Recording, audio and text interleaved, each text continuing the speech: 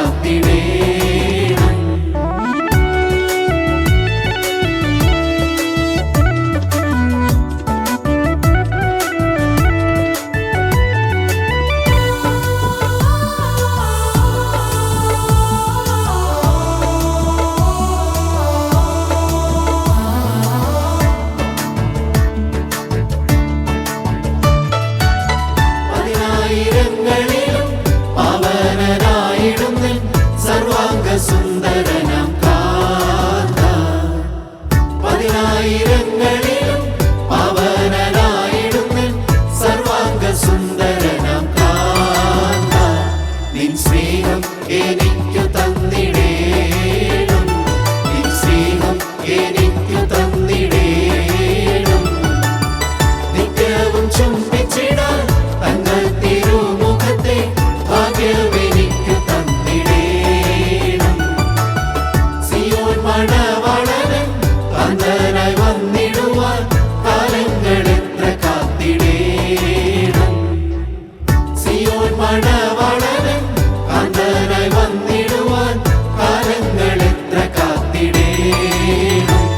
ആ നാളും നാഴികയും ഞാൻ നോക്കി, ആ നാളും നാഴികയും ഞാൻ നോക്കി. പാരം കൊതിച്ചിടുന്നേ കൺകളി പാരിതിൽ ആയൊന്നു തീർന്നിടുമെന്നാശ. സിയോൻ മണവാളൻ കാന്തനായി വന്നിടുവാൻ കാലങ്ങളെത്ര കാത്തിടേണം. ദൈവ തിരുനാമത്തിന് മഹത്വമുണ്ടാകട്ടെ. കർത്താവായ യേശുക്രിസ്തുവിൻ്റെ വചനവുമായി ഒരു പ്രാവശ്യം കൂടി നിൽക്കുവാൻ ദൈവം നൽകിയ വലിയ അവസരത്തെ ഓർത്ത് ഞാൻ ദൈവത്തെ മഹത്വപ്പെടുത്തുന്നു. ഇന്നത്തെ അല്പനേരത്തെ ചിന്തയ്ക്കായി നമുക്ക് തിരുവചനത്തിൽ നിന്നൊരു വാക്യം വായിക്കാം. മത്തായിയുടെ സുവിശേഷം 22-ാമത്തെ അധ്യായത്തിൻ്റെ 21-ാമത്തെ വാക്യം. എന്നാൽ കൈസർക്കുള്ളത് കൈസർക്കും ദൈവത്തിനുള്ളത് ദൈവത്തിനും കൊടുപ്പീൻ എന്ന് അവൻ അവരോട് പറഞ്ഞു. മശീഹ തമ്പുരാൻ ഈ ഭൂമിയിലേക്ക് വന്നു. മനുഷ്യകുലത്തിൻ്റെ പാപങ്ങളെല്ലാം ഏൽക്കുവാനും പാപത്തിന് പരിഹാരം വരുത്തുവാനുമാണ് യേശു ഈ ഭൂമിയിലേക്ക് വന്നത്. ദൈവം തൻ്റെ തിരുക്കുമാരനെ ഈ ഭൂമിയിലേക്ക് അയക്കുമ്പോൾ കർത്താവായ യേശുക്രിസ്തുവിലൂടെ മനുഷ്യജാതിയെ വീണ്ടെടുക്കണമെന്നുള്ള വലിയ ആഗ്രഹം അവനുണ്ടായിരുന്നു. പിതാവ് ഈ ഭൂമിയിലേക്ക് മാനവരാശിയുടെ മുഴുവൻ പാപങ്ങളും വഹിക്കത്തക്ക രീതിയിൽ പിതാവ് പുത്രനെ ഈ ഭൂമിയിലേക്ക് അയക്കുമ്പോൾ അപ്രകാരം പിതാവിന് അയക്കാൻ തോന്നിയത് ഈ ഭൂമിയിലെ ജനങ്ങളോടുള്ള വലിയ സ്നേഹത്തെ പ്രതിഫലമാക്കിയാണ്. അത് നാം മനസ്സിലാക്കുമ്പോഴാണ് അറിയുന്നത് കർത്താവായ യേശുക്രിസ്തുവിൻ്റെ ഈ ഭൂമിയിലേക്കുള്ള പ്രത്യക്ഷത എത്ര വലിയ ഒരു കാര്യമായിരുന്നു എന്നുള്ളത്. വചനം ജഡമായി തീർന്ന് കൃപയും സത്യവും നിറഞ്ഞവനായി നമ്മുടെ ഇടയിൽ പാർത്തു. എന്നാൽ ഈ സത്യം യഹൂദന്മാർ തിരിച്ചറിഞ്ഞില്ല.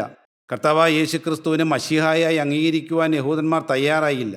അതുകൊണ്ട് തന്നെ പല സമയങ്ങളിലും യേശുവിന് വിരോധമായി അവർ സംസാരിച്ചു. യേശുക്രിസ്തു പോകുന്ന വഴിക്കെല്ലാം അവർ പോവുകയും പല കാര്യങ്ങളിലും യേശുവിനോട് അവർക്ക് ചേർച്ചയില്ലാത്ത വിധം പെരുമാറുകയും ചെയ്തു. അവനെ വാക്കിൽ പിടിക്കേണ്ടതിന് നോക്കിക്കൊണ്ട് യഹൂദന്മാർ പുറകെ നടക്കുകയാണ്. അന്നത്തെ കാലത്ത് കർത്താവായ യേശുക്രിസ്തു ഓരോ സ്ഥലങ്ങളിലേക്കെല്ലാം ചെല്ലുമ്പോൾ വലിയ ഒരു പുരുഷാരം അവിടെ തടിച്ചുകൂടുക പതിവാണ്. അതിൽ അഗതികളുണ്ടാകും, നിരാലംബരുണ്ടാകും, കണ്ണു കാണാൻ പാടില്ലാത്തവരുണ്ടാകും, കുരുടന്മാരുണ്ടാകും, ചികടന്മാരുണ്ടാകും, മുടന്തരുണ്ടാകും. അങ്ങനെ നാനാജാതി ആളുകളെല്ലാം ഉണ്ട്. അതോടൊപ്പം തന്നെ മഹാപുരോഹിതന്മാരുടെ കിങ്കരന്മാരുണ്ടാകും. അതുപോലെ തന്നെ റോമൻ പടയാളികൾ ഏതാനും പേരുണ്ടാകും, അവരുടെ ചാരന്മാരുണ്ടാകും, ടാക്സ് കളക്ടേഴ്സ് ഉണ്ടാകും. ഇങ്ങനെ യേശുവിന് എതിരായി നിൽക്കുന്നവരും യേശുവിനെ അനുകൂലിച്ച് നിൽക്കുന്നവരുമായ ഒരു വലിയ ജനസമൂഹം അവിടെ കൂടി വരാറുണ്ട്.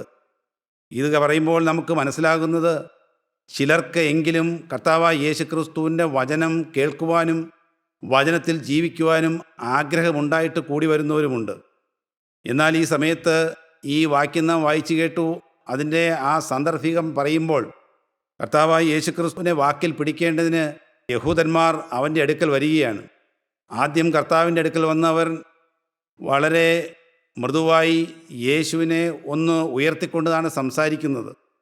അങ്ങ് നല്ല ഗുരുവാണ്, അങ്ങ് സത്യവാനാണ്, ദൈവിക കാര്യങ്ങൾ പഠിപ്പിക്കുന്നവനാണ്, ദൈവത്തിൻ്റെ വഴി നേരായി മനസ്സിലാക്കുന്നവനാണ്, ആരെയും ശങ്കയില്ലാത്ത വിധം സംസാരിക്കുന്നവനാണ്, ആരെയും കൂസാത്തവനാണ് എന്നെല്ലാം പറഞ്ഞ് യേശുവിനെ ഒന്ന് ഉയർത്തുകയാണ് ചെയ്യുന്നത്.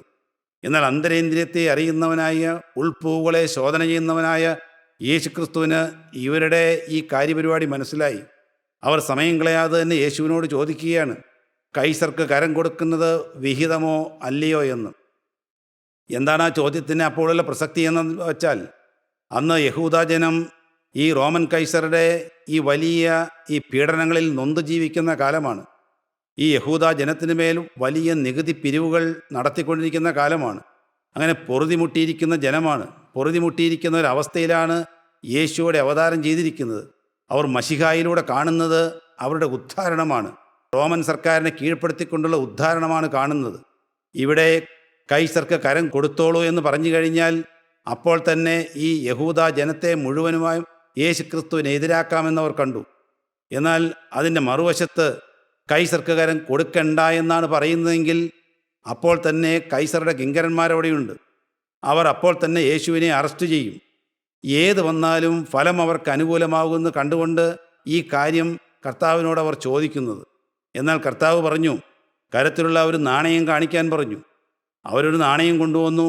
അപ്പോൾ അതിനുള്ളിലുള്ള സ്വരൂപം എന്താണ്? സ്വരൂപം കൈസറിൻ്റേതാണ്. മേലെഴുത്ത് കൈസറിൻ്റേതാണ്. മേലെഴുത്ത് കൈസറിനുള്ളതിനായതിനാൽ അത് കൈസറിന് കൊടുക്കൂ എന്ന് കർത്താവ് പറഞ്ഞു. എന്നാൽ സ്വരൂപവും മേലെഴുത്തും എവിടെ ദൈവത്തിന് വരുമോ അത് ദൈവത്തിന് കൊടുക്കൂ എന്നാണ് കർത്താവ് പറഞ്ഞത്. ദൈവത്തിനുള്ളത് ദൈവത്തിന് കൊടുക്കാൻ കർത്താവ് പറഞ്ഞപ്പോൾ സ്വരൂപവും തേജസ്സും ഉണ്ടെങ്കിൽ അത് കർത്താവിന് കൊടുക്കൂ എന്നാണ് കർത്താവ് പറഞ്ഞതിൻ്റെ ആത്മീയ അർത്ഥമെന്ന് പറയുന്നത്. കൈസർ എന്നാൽ എന്താണ്? ആത്മീയ ലോകത്തിൽ കൈസർ എന്ന് പറഞ്ഞാൽ ഈ ലോകം എന്നാണ് അർത്ഥം. ഈ ലോകം. സഹോദരങ്ങളെ, ഒരു ചോദ്യം ക്രൈസ്തവൻ്റെ മുമ്പിൽ വയ്ക്കുകയാണ്. നാം കൈസറുടെ സ്വരൂപത്തിൽ ജീവിക്കുന്നവരാണോ അതോ ദൈവത്തിന് അനുരൂപമായ ദൈവത്തിൻ്റെ സ്വരൂപത്തിൽ ജീവിക്കുന്നവരാണോ? ഈ രണ്ട് കാര്യങ്ങളിലൊരു ഉത്തരം ഒരു ക്രൈസ്തവൻ കണ്ടെത്തേണ്ടിയിരിക്കുന്നു. ക്രൈസ്തവൻ്റെ മുമ്പിൽ ഒരു വെല്ലുവിളിയായി ചോദ്യം അവശേഷിക്കുകയാണ്. ഈ ഭൂമിയിലെ ജീവിതത്തിൽ നാം കാണിച്ചു കൊടുക്കുന്നത് കൈസറുടെ സ്വരൂപത്തിലുള്ള ഒരു ജീവിതമാണോ അതോ ദൈവത്തിൻ്റെ സ്വരൂപത്തിലുള്ള ഒരു ജീവിതമാണോ? സഹോദരങ്ങളെ, എന്നാൽ ഇന്നത്തെ കാലത്ത് നാം പറയുകയാണെങ്കിൽ പുതിയ നിയമ ക്രൈസ്തവന് ഇത് രണ്ടും കൂടി ക്ലബ്ബ് ചെയ്ത് ഒന്നിച്ച കൊണ്ട് നടക്കുന്ന ഒരു സ്വഭാവമുണ്ട്. വേണ്ടുമ്പോൾ അവന് ലോകവും വേണ്ടുമ്പോൾ ദൈവവുമായി നിൽക്കും. അവനറിയാം എപ്പോഴെല്ലാം കൈസറുടെ സ്വരൂപം അവന് വേണമെന്നും എപ്പോഴെല്ലാം ദൈവത്തിൻ്റെ സ്വരൂപം വേണമെന്നും ഈ ക്രൈസ്തവന് നന്നായിട്ടറിയാം. അത് മാറി മാറി പരീക്ഷിക്കുക എന്നുള്ളതും അത് മാറി മാറി നടപ്പിൽ വരുത്തുക എന്നുള്ളതും ഇന്നത്തെ പുതിയ നിയമ ക്രൈസ്തവൻ്റെ ഒരു സ്വഭാവമാണ്. എന്നാൽ ഈ ലോകവുമായി താരതമ്യം പ്രാപിക്കുവാനും താതാമ്യം പ്രാപിക്കുവാനും ഒരു ക്രൈസ്തവന് വളരെ പെട്ടെന്ന് സാധിക്കും. നാം ദൈവമക്കളായിരിക്കുമ്പോൾ നാം കൂടുതൽ ചിന്തിക്കേണ്ടിയിരിക്കുന്നു. നാം കൈസറുടെ സ്വരൂപത്തിൽ നിന്നുകൊണ്ട് ഈ ലോകവുമായിട്ടൊരു അറ്റാച്ച്മെൻറ്റ് നമുക്കുണ്ടോ? ഈ ലോകവുമായിട്ടൊരു കോംപ്രമൈസ് നമുക്കുണ്ടോ? നമ്മുടെ പ്രതിബദ്ധത ആരോടാണ്? നമ്മുടെ പ്രതിബദ്ധത കൈസറോടാണോ അതോ ലോകത്തോടാണോ അതോ ദൈവത്തോടാണോ നമ്മുടെ പറ്റുമാനം? ഇത് രണ്ടും കൂടി കൊണ്ടു നടക്കാൻ പറ്റുകയില്ല. എന്നാൽ അനേകം പേർ രണ്ടും കൂടി കൊണ്ടു നടക്കുന്നുണ്ട്. എന്നാൽ അവരുടെയെല്ലാം തുലാസിൻ്റെ തട്ട് താഴ്ന്നിരിക്കുന്നത് കൈസറുടെ സ്വരൂപത്തിലിരിക്കുമ്പോഴായിരിക്കും.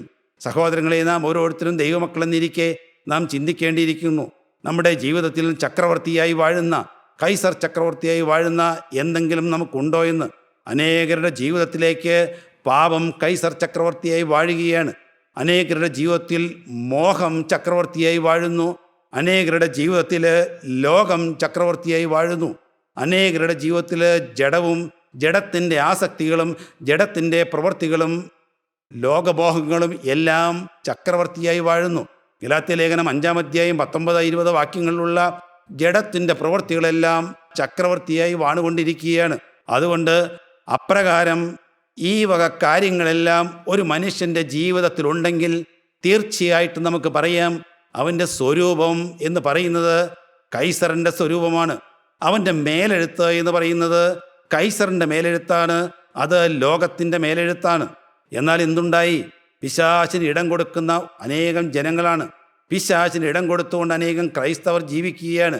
ക്രിസ്തു എന്ന ഏകപുരുഷന് നമ്മളെ നിർമ്മല കന്യയായി ഏൽപ്പിപ്പാൻ വിവാഹ നിശ്ചയം ചെയ്തവരാണെന്നുള്ള കാര്യം നാം ഈ കൈസറിൻ്റെ സ്വരൂപം അണിയുമ്പോൾ മറന്നു പോകുന്നു.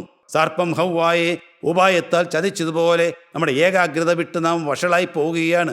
പിശാച് വന്ന് നമ്മളെ വലിച്ചുകൊണ്ട് ഓരോ സ്ഥലങ്ങളിലേക്ക് കൊണ്ടുപോവുകയാണ്. അങ്ങനെ നാം പാപത്തിനടിമപ്പെട്ട് ലോകത്തിനടിമപ്പെടുമ്പോൾ നമ്മിൽ കാണുന്ന സ്വരൂപമെന്ന് പറയുന്നത് കൈസറിൻ്റെ സ്വരൂപമായിരിക്കും. എന്നാൽ സഹോദരങ്ങളെ, അനേകം ക്രൈസ്തവരും തങ്ങളുടെ ഹൃദയം എന്ന ആലയം കൈസറിന് കൊടുത്തിരിക്കുകയാണ്. ഹൃദയമെന്ന ആലയം ലോകത്തിന് കൊടുത്തിരിക്കുകയാണ്. പകരമവൻ ദൈവത്തിന് എന്ത് കൊടുക്കുന്നു? അതാണ് ചോദ്യം. പകരം ഈ ക്രൈസ്തവനായി ജീവിക്കുന്നവൻ ദൈവത്തിന് എന്ത് കൊടുക്കുന്നു? ദൈവത്തിന് കൊടുക്കുവാൻ അവന് ഹൃദയമെന്ന ആലയമില്ല. അവൻ പകരം കൊടുക്കുന്നത് മുട്ടയോ പാലോ റബ്ബർ ഷീറ്റോ നേർച്ച കാഴ്ചകളോ ഒക്കെ ആയിരിക്കാം. അതെല്ലാം ദൈവത്തിന് കൊടുക്കുകയാണ്. ഇപ്രകാരമുള്ള കാഴ്ചകളൊന്നും ദൈവസന്നിധിയിൽ നീതീകരിക്കപ്പെടുകയില്ല എന്ന് ദൈവത്തിൻ്റെ തിരുവചനം വളരെ വ്യക്തമായി നമ്മളെ മനസ്സിലാക്കി തരുന്നു. ആസാഫിൻ്റെ സങ്കീർത്തനമായ 50-ാം സങ്കീർത്തനത്തിലെ 9 മുതൽ 14 വരെയുള്ള വാക്യങ്ങൾ നാം വായിക്കുമ്പോൾ അറിയാം, നിന്റെ വീട്ടിൽ നിന്ന് കാളയെയോ നിന്റെ തൊഴുത്തിൽ നിന്ന് കോലാട്ടുകൊറ്റന്മാരെയോ ഞാൻ എടുക്കുകയില്ല എന്ന് പറയുന്നു. ദൈവത്തിനെന്തിനാണ് സഹോദരങ്ങളെ കോലാട്ടുകൊറ്റന്മാർ? ദൈവത്തിനെന്തിനാണ് കാളകൾ? ദൈവം തന്നെ പറയുകയാണ്, കാട്ടിലെ സകല മൃഗവും പർവ്വതങ്ങളിലെ 1000 ജന്തുക്കളും എനിക്കുള്ളവയാകുന്നു. അതെല്ലാം സൃഷ്ടിച്ചത് ദൈവമാണ്. പിന്നെ ഇത് ദൈവത്തിന് എന്തിനാണ്? വീണ്ടും ദൈവം പറയുകയാണ്, മലകളിലെ പക്ഷികളെയൊക്കെയും ഞാൻ അറിയുന്നു, വയലിലെ ജന്തുക്കളും എനിക്കുള്ളവ തന്നെ. എനിക്ക് വിശന്നാൽ ഞാൻ നിന്നോട് പറയുമോ? ഭൂലോകവും അതിൻ്റെ നിറവും എൻ്റേതത്രേ. ഞാൻ കാളകളുടെ മാംസം തിന്നുമോ? കോലാട്ടുകൊറ്റന്മാരുടെ രക്തം ഞാൻ കുടിക്കുമോ? പിന്നെ എന്താണ് ദൈവം ആഗ്രഹിക്കുന്നത്? ദൈവം ആഗ്രഹിക്കുന്നത് നിന്റെ സ്തോത്രയാഗമാണ്.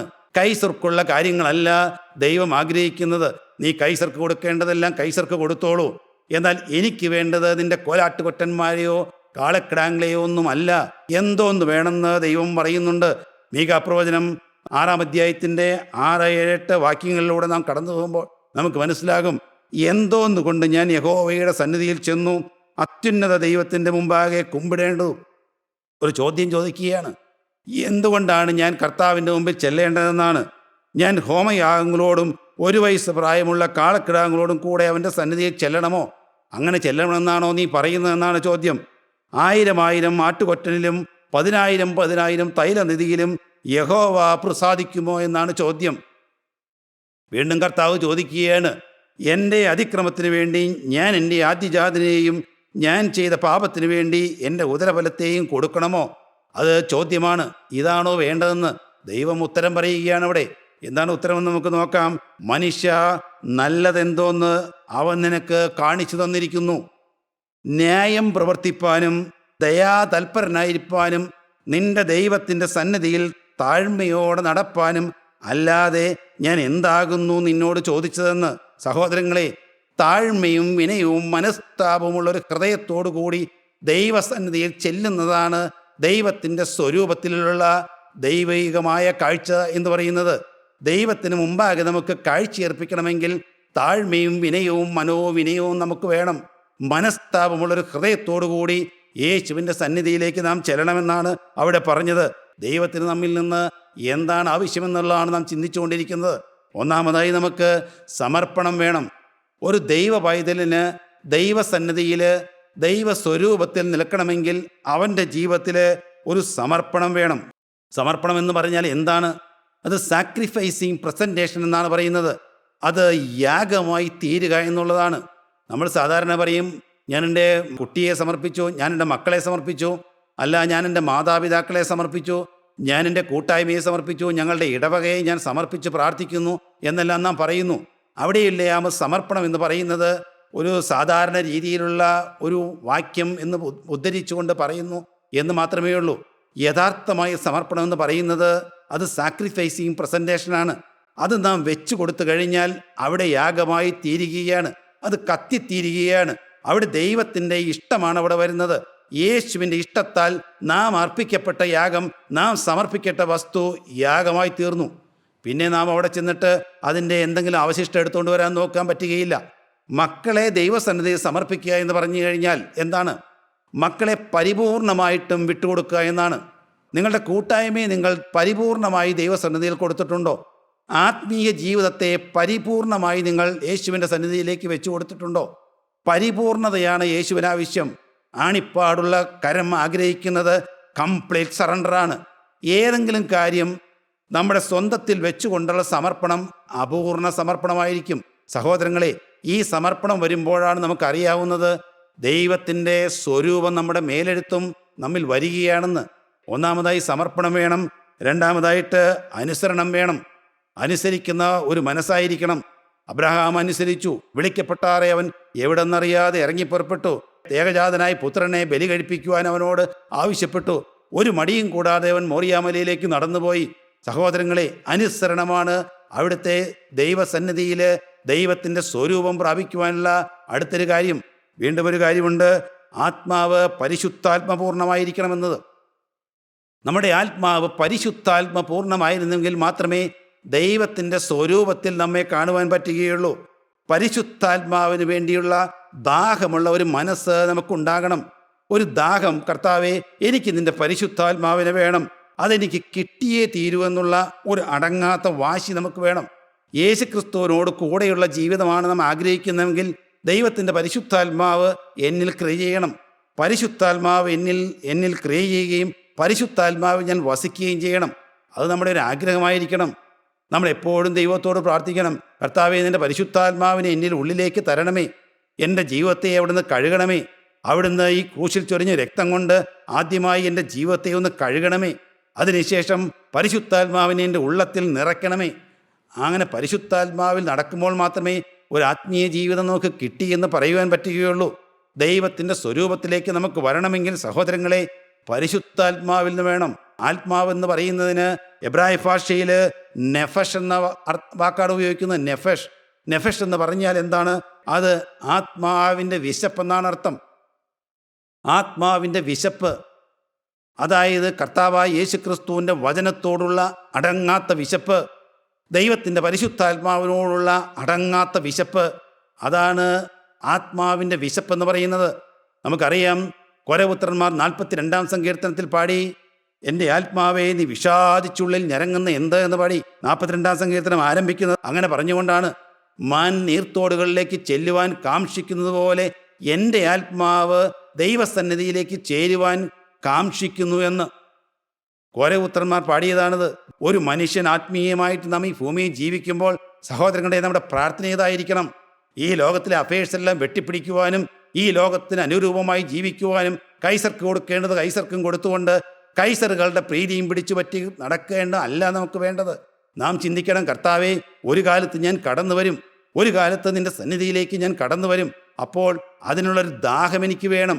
അതിൽ നിൻ്റെ പരിശുദ്ധാത്മാവിനെ തരണം. അത് നമ്മുടെ പ്രാർത്ഥനാ വിഷയമായിരിക്കണം.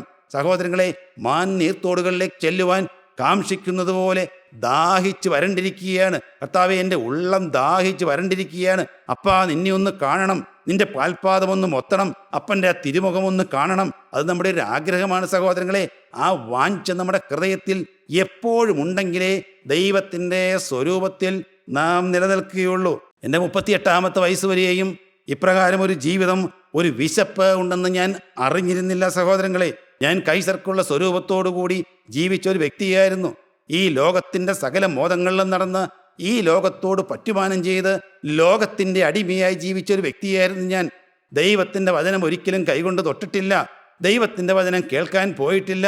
ദൈവത്തിൻ്റെ ആത്മാവിൻ്റെ വചനം മുഴങ്ങുന്ന രംഗത്തേക്ക് ഞാൻ തിരിഞ്ഞു നോക്കിയിട്ടില്ല. എന്നിലുള്ള രൂപം കൈസറിൻ്റേതായിരുന്നു. എൻ്റെ സ്വരൂപവും തേജസ്സുമെല്ലാം കൈസറിൻ്റേതായിരുന്നു സഹോദരങ്ങളെ. ഈ ലോകത്തിന് അനുരൂപമായി ജീവിച്ച അനേകം വർഷങ്ങൾ. എന്നാൽ ഈ ജീവൻ്റെ രംഗത്തേക്ക് ഞാൻ കടന്നു വന്നപ്പോൾ, ജീവൻ്റെ ആത്മാവിൻ്റെ തുടിപ്പുകൾ മനസ്സിലാക്കിയപ്പോൾ, ദൈവത്തിൻ്റെ തേജസ് മനസ്സിലാക്കുവാൻ നിസ്സാരണക്കാരനായി എനിക്ക് കഴിയുന്നു.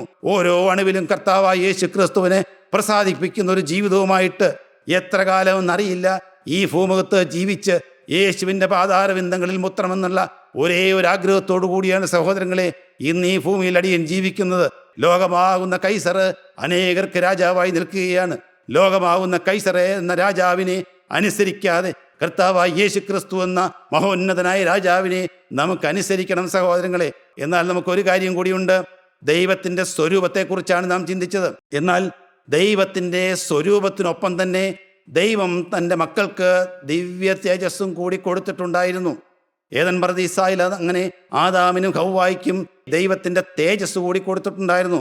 തൻ്റെ സ്വരൂപത്തിലും സാദൃശ്യത്തിലും അവരെ സൃഷ്ടിച്ച് അവരെ ഏദൻ തോട്ടത്തിലാക്കിയപ്പോൾ ദൈവത്തിൻ്റെ തേജസ് കൂടി അവർക്ക് കൊടുത്തിട്ടുണ്ടായിരുന്നു. എന്നാൽ അവർ പാപം ചെയ്ത് പർദീസം നഷ്ടമാക്കി തേജസ്സിൽ നിന്ന് ഉരിഞ്ഞുപോയി. അപ്പോൾ അവർ നഗ്നരായി കാണപ്പെട്ടു. എന്തിനു വേണ്ടിയാണ് ദൈവം മനുഷ്യന് തേജസ് കൊടുത്തത്? ദൈവം തൻ്റെ ആദിമ സൃഷ്ടിയിൽ തന്നെ മനുഷ്യന് തേജസ് കൊടുത്ത് എന്തിനു വേണ്ടിയെന്നറിയാമോ? ദൈവത്തിൻ്റെ ആ തേജസ് മനുഷ്യൻ പ്രതിഫലിപ്പിക്കണം. മനുഷ്യനിലൂടെ ദൈവത്തിൻ്റെ തേജസ് പ്രതിഫലിപ്പിക്കണമെന്ന ഉദ്ദേശമായിരുന്നു ദൈവത്തിനുണ്ടായിരുന്നത്. എന്നാൽ അത് നടന്നില്ല സഹോദരങ്ങളെ. ഇമേജ് ഓഫ് ഗോഡിലാണ് നമ്മളെ സൃഷ്ടിച്ചിരിക്കുന്നത്. എന്തിനു വേണ്ടി? നാം അത് പ്രദർശിപ്പിക്കുവാൻ വേണ്ടി. യേശു ക്രിസ്തുവിൻ്റെ സത്യം നാം പ്രദർശിപ്പിക്കുവാൻ വേണ്ടി. ദൈവത്തിൻ്റെ മഹത്വം നാം ഈ ഭൂമിയിൽ ജീവിച്ച് കാണിച്ചു കൊടുക്കുവാൻ വേണ്ടി. അതുപോലെ തന്നെ ദൈവത്തിൻ്റെ നീതി കാണിച്ചു കൊടുക്കുവാൻ വേണ്ടി. ദൈവത്തിൻ്റെ വിവേകം ഈ ലോകത്ത് നമുക്ക് പ്രതിഫലിപ്പിക്കാൻ വേണ്ടി. ദൈവത്തിൻ്റെ സ്നേഹം എങ്ങനെയുള്ളതെന്ന് ഈ ലോകത്ത് നമുക്ക് കാണിച്ചു കൊടുക്കാൻ വേണ്ടി. ദൈവത്തിൻ്റെ വിശുദ്ധി എങ്ങനെയുള്ളതാണെന്ന് ഈ ലോകർക്ക് കാണിച്ചു കൊടുക്കാൻ വേണ്ടി. അതിനുവേണ്ടിയാണ് ദൈവം തേജസ് തന്നത് സഹോദരങ്ങളെ. ആ സ്വരൂപത്തോടൊപ്പം തന്നെ ദൈവം തേജസ്സും കൂടി കൊടുക്കുകയായിരുന്നു. നമുക്ക് വായിക്കാം, സങ്കീർത്തനങ്ങൾ 8-ാം അധ്യായം 5-ാം വാക്യം വായിക്കുമ്പോൾ നമുക്കത് മനസ്സിലാകും. നീ അവനെ ദൈവത്തേക്കാൾ അല്പം മാത്രം താഴ്ത്തി തേജസ്സും ബഹുമാനവും അവനെ അണിയിച്ചിരിക്കുന്നു. മനുഷ്യന് തേജസ് കൊടുത്തു ദൈവം. മനുഷ്യന് ദൈവം തേജസ് കൊടുത്തു. കർത്താവായ യേശു ക്രിസ്തുവിന് പിതാവാൻ ദൈവം തേജസ് കൊടുത്തു. പിതാവിൽ നിന്ന് സ്വീകരിച്ച തേജസ്സാണ് മനുഷ്യന് യേശു നൽകിയത്. അത് എഴുതിയിരിക്കുന്ന യോഹന്നാന്റെ സുവിശേഷം 17-ാം അധ്യായത്തിൻ്റെ 22-ാമത്തെ വാക്യം നമുക്ക് വായിച്ചു നോക്കാം. നീ എനിക്ക് തന്നിട്ടുള്ള മഹത്വം ഞാൻ അവർക്ക് കൊടുത്തിരിക്കുന്നു. നീ എനിക്ക് തന്നിട്ടുള്ള മഹത്വം അഥവാ തേജസ് അത് ഞാൻ ജനത്തിന് കൊടുത്തിരിക്കുന്നു. പിതാവിനോട് യേശു പറയുന്നതാണ്.